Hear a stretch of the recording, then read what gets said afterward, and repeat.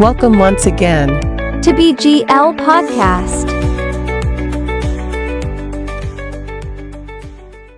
Hello, people. Welcome to another session of the BGL Podcast. I believe that you've been following us for some time on our social media handles, and you've had exciting sessions where we've talked about various aspects of the Ghanaian languages and from various perspectives. And today, we are coming to talk about one other area of the language issues in Ghana that we believe matters a lot, especially to our generation and in the times that we are in. My name is Joseph Narnor, and I'm the CEO and founder of BabyKaafo. BabyKaafo is basically an institution or an organization that is focused on ensuring that no mother or child in Ghana and Africa dies as a result of the lack of the right information at the right time in the language they understand.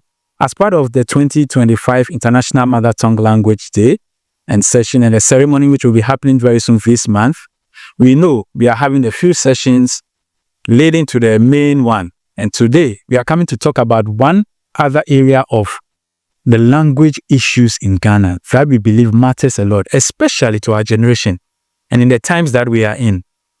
Our topic that we'll be discussing is how technology can be leveraged to promote and preserve mother languages in Ghana. We have two excellent men here to help us dissect intelligently this topic. How do we leverage technology to promote our mother languages and to preserve it? And I'm going to introduce them to you. From the far right, we have Dr. Musah Agoswin. He is a research fellow at the Language Center, University of Ghana, Legon.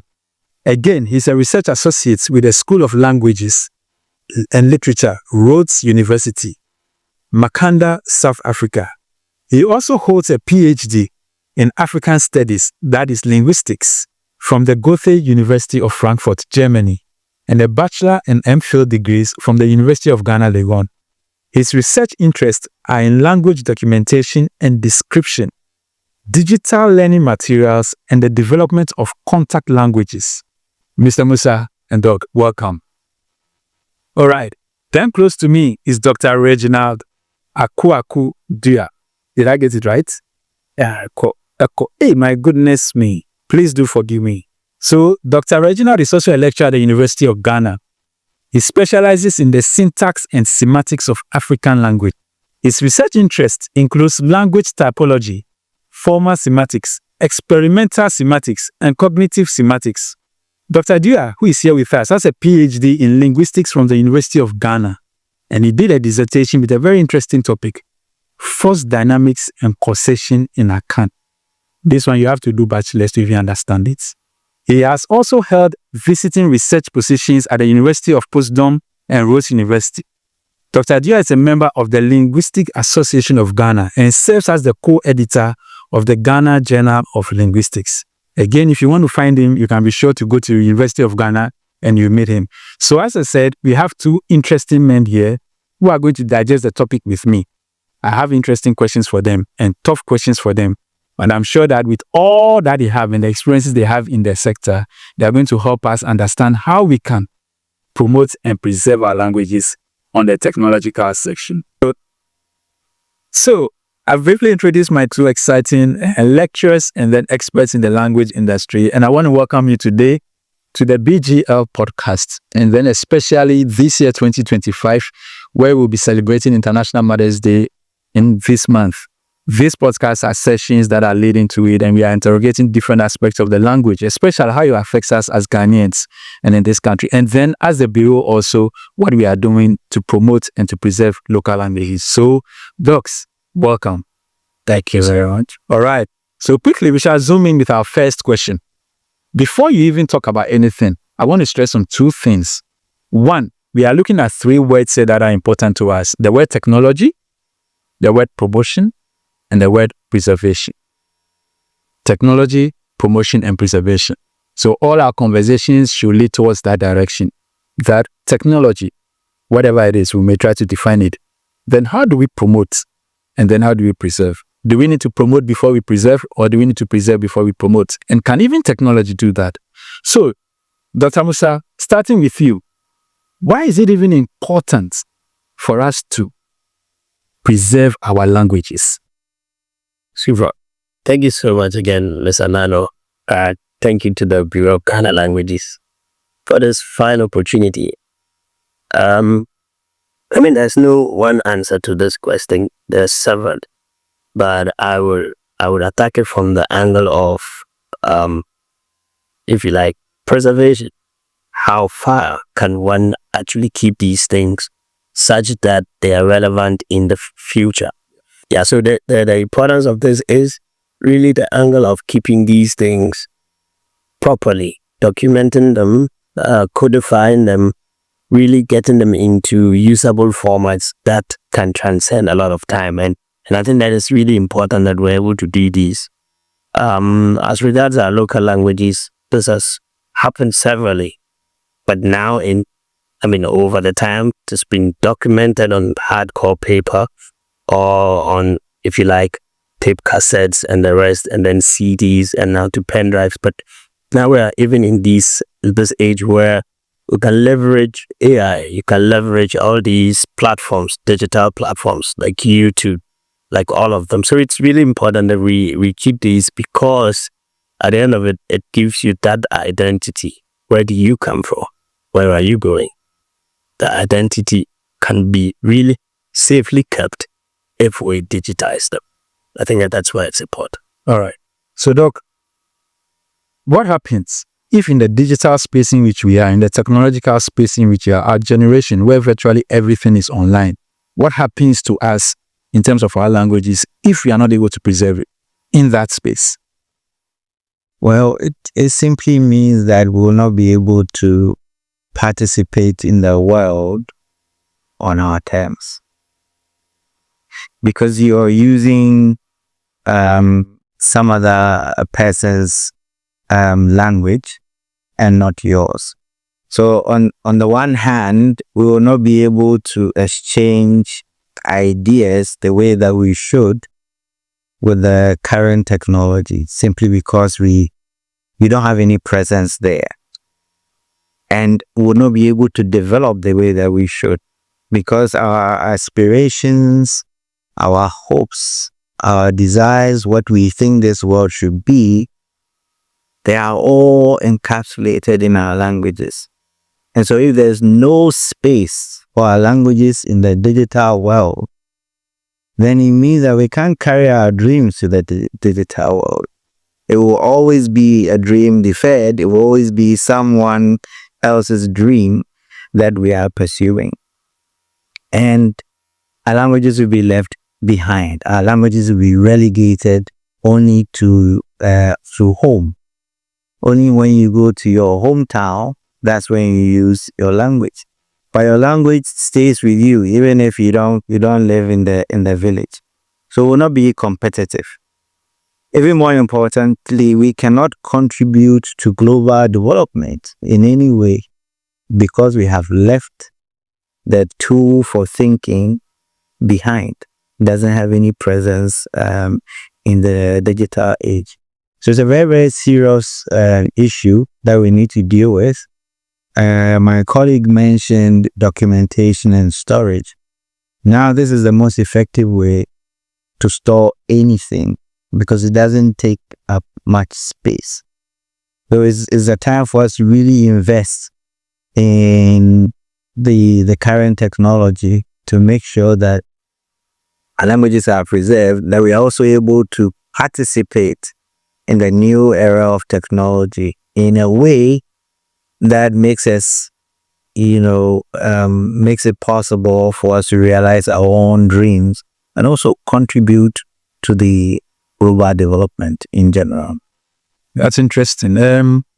Considering the feedback you've given me on the necessity of the preservation in the digital space, let's come down a little bit before we go back in there.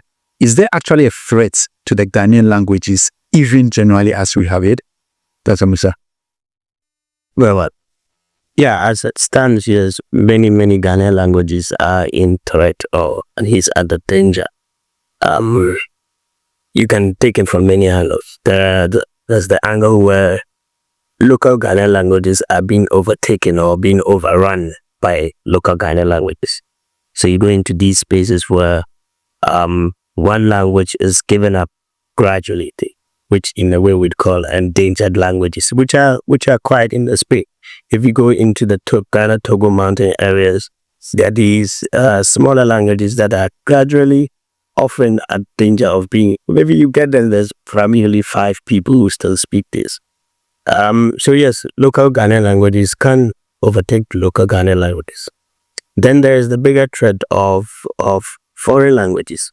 If you go to the north, you realize that Hausa, for instance, is a river running a huge amount of languages, a huge number of languages in that.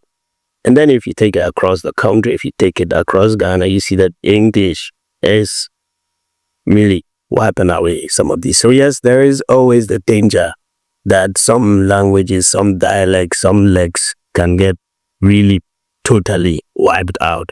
And that danger is real until you make a constant effort, until you make a conscious effort, until you make a dedicated effort to keep them, to work at them, to document them, and to preserve them for posterity and for the people who use them. Is the threat really an issue in the globalized, urbanized system in which we have? Is it such an issue that we need to consider it? Yeah, it is. Death is a natural process. It happens to humans and it happens to languages as well. So when the last person or speaker of a language dies, that language is dead. This is something that can easily happen. So if you have a community which does not pass on its language to the next generation, give it 50, 40, 30 years, when that previous generation is no more or they are weak and there's no solid contact between it and the next generation, what happens? When the last speaker dies, there goes the language. So it's not something to be toyed with. It's not a new idea. If we are familiar with death, even as humans, then we have to understand that if we don't make an effort to perpetuate the existence and the use of our languages, they will die. And there's nothing anybody can do about it.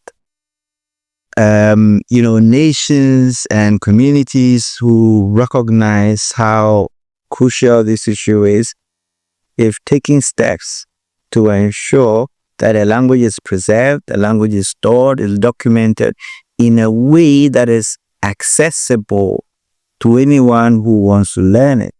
And they've ensured that even when the speakers of the language are weak and they can no longer pass it on, their efforts to teach the next generation so that these languages survive. Anytime a language dies, it constitutes knowledge death.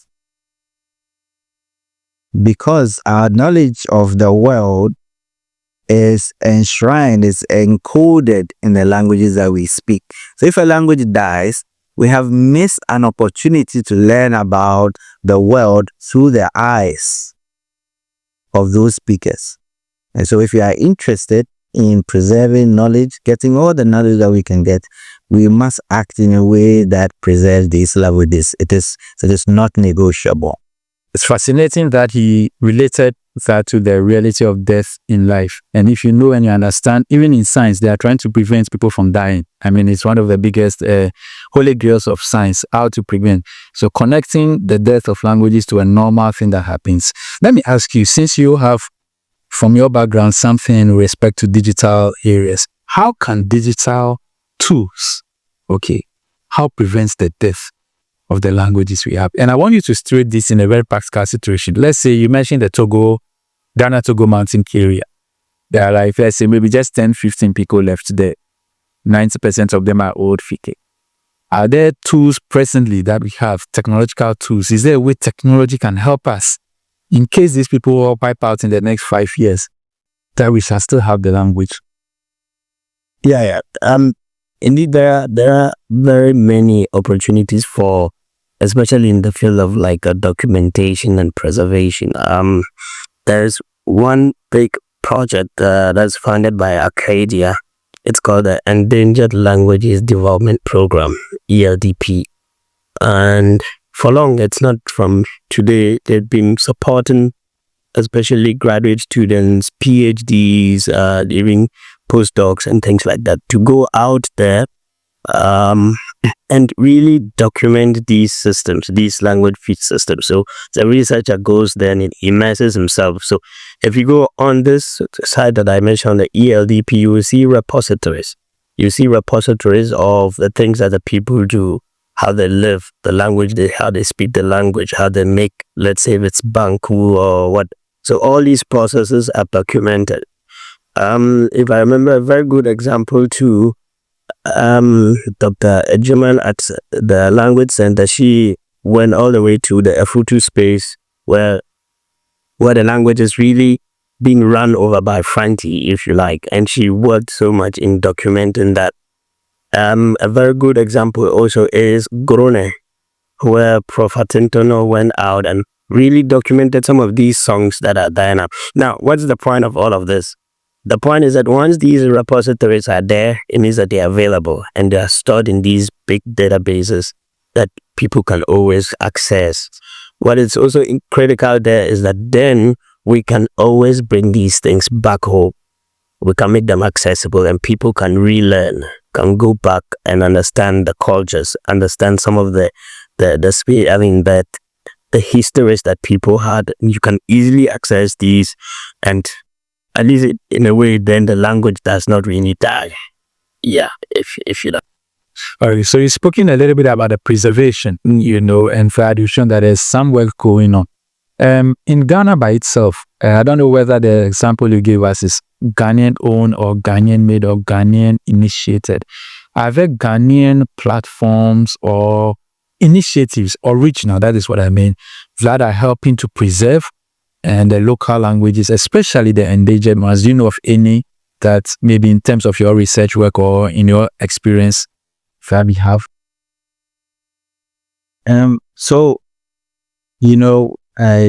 To understand it, do you mean this in a way that this is Ghanaian sponsored? Ghanaian in terms of funded ideas. So as with many other things in Ghana, this is very difficult to do, because just either people don't have enough money to do this, or because there's limited resources, or at least so we are told, and their priorities are different. What we can say is that there have been a lot of efforts, such as mentioned by my colleague, from Ghanaians who have expertise in language documentation, and we can talk about so many examples. Very, very good works have been done to ensure that at least these languages have a place. They have a future. For technology, in terms of technology, one thing that can be done to preserve languages is the creation of what is known as a corpus. So a corpus is basically a database where individual words, phrases, and sentences are collected, they are stored, but they are also kind of translated, but in a very specific way to make it accessible to someone who doesn't speak the language. So there's a particular format in which this corpus is designed. Languages which already have such influence across the globe, like English, have existing corpus. Right now, a lot of corpora with over a million words. So if those languages, which has a very huge population, if they are investing in this kind of of technology, this kind of database, then it's even more imperative for our local languages to follow suit, especially those that are near to extinction. I want to bring this home. I want to bring this home to Accra. If you look at Accra is dominated not by Ga, although this is a Ga land. In fact, research shows that Ga may be the fourth in Accra. In Accra, this is after Ga, after Khan, and after Emus, for example. So there must be efforts, but thankfully a lot of people are working on this, and the commitment to support such projects. So in terms of money, I don't know any direct funding agency that's doing this. Okay, that is from Ghana, but we've been able to secure funding from outside to work on these languages. All right, we will go for a break and then we shall come back.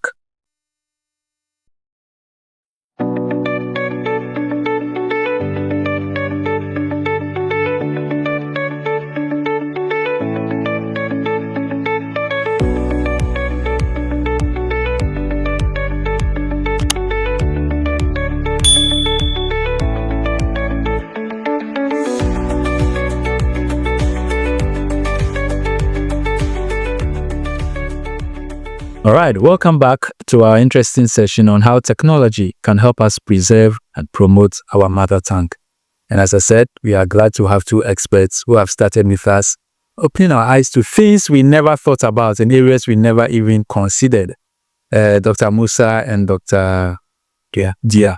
All right, as we were just speaking about, we realized that there's practically really maybe no major funding for languages preservation in Ghana in terms of indigenous way. It's not that there are no efforts from the various institutions, but I want to ask in that light, my people, with what we know now, is there a way we can harness AI, the technologies we have now, to be able to make it easier for us to preserve our languages?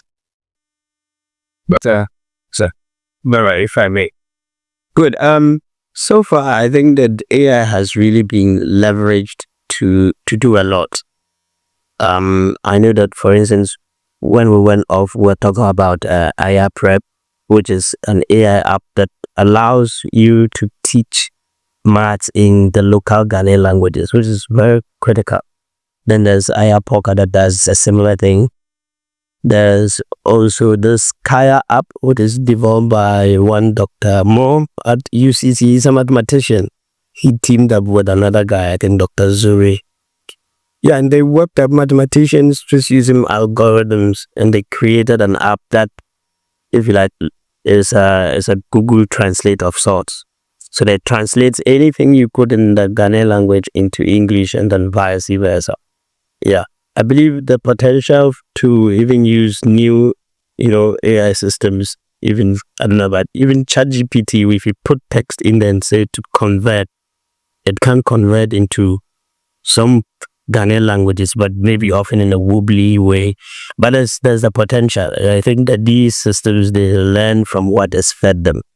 And so if we're feeding them the right things, it should be possible one day to say, okay, translate this old text for me, and they should be able to do it. I think that there's no end to the possibilities of what AI can do with our Ghanaian languages. Interesting. So in that same vein, knowing that, like you said, AI gives you what is fed, and the majority of the systems you have presently is not owned and then developed by our local people, and it is biased and towards the West and their thinking pattern.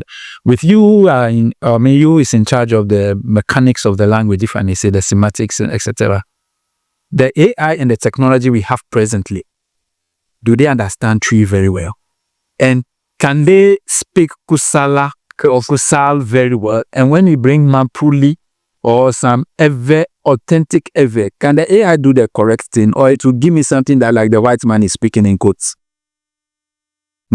Well, I don't know what you mean by understand.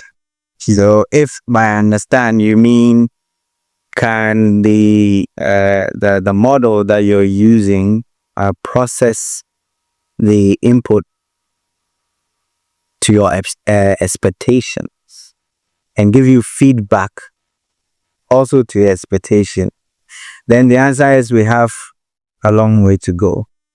And this is because, as I said from the beginning, we haven't participated enough in the development of AI.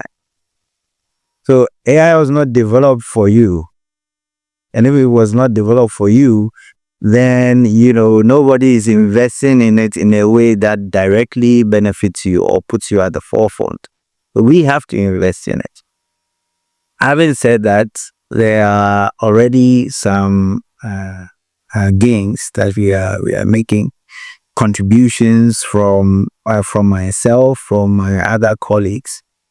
In fact, 2 years ago, we translated a whole lot of documents for Google into 3 Ghanaian languages, which was going to be used to train their models for machine learning. One of the main problems that technology face is, object character recognition.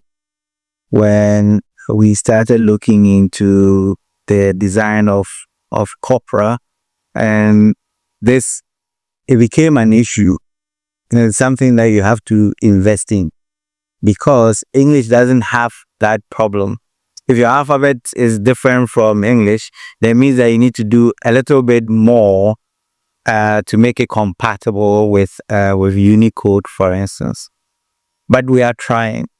And even now, as my colleague I mentioned, there are some appreciable understanding, to put it in code, of AI. Such that if you ask simple questions, how are you? Say, how are you in Tree? How are you in Ga? You get a good feedback. But if you have a more complex task for AI, then it falters. The reason is that there has not been enough training of data. And for it to work well, it needs a whole lot of data over a period of time for it to learn very, very well. There's a group of researchers, some of them linguists, in Cape Coast, University of Cape Coast, who have been working on this at least in the last 5 or 10 years, who have been very, very successful at training language models to pick up Ghanaian languages by using existing literature to train the system. So yes, technology makes it much easier for us to document languages and also to take advantage of AI without a whole lot of resources. But we still need the resources if we are to take this seriously. Otherwise, we'll be having the same conversation for years to come, because we'll be playing catch up all the time. Fascinating that technology can help us, and yet we are not really putting so much into it. But let me ask, I'm going to ask 3 questions in one, just so that we miss over it. And in terms of technology, we all know the advanced computer technologies, etc. There's a technology that I think many of us have been thought of, but it's not for today that I want us to brood over. Sign language, the hand technology. Is there anything in terms of the present developments that speaks to people who do not speak the local languages but speak in sign languages? Do you know of anything? Well, you're right. It seems that when we discuss our mother tongue, we conveniently forget that a lot of people in Ghana do not have the benefit of speech. And this has nothing to do with intelligence.